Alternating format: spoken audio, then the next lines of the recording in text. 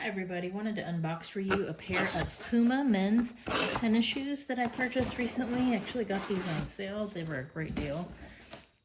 So these are your Puma Pacer 23 Street. These are a size 11.5 in men's.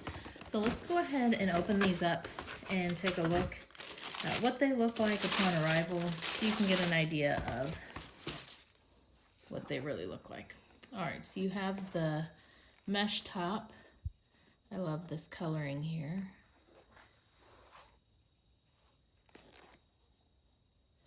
Here's a little bit more of a close-up, the different texture. Got the logo.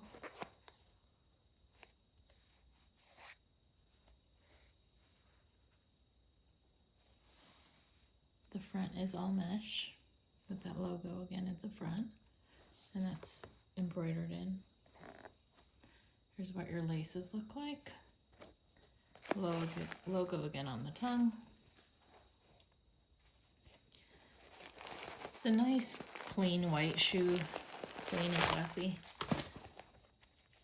Here's the inside.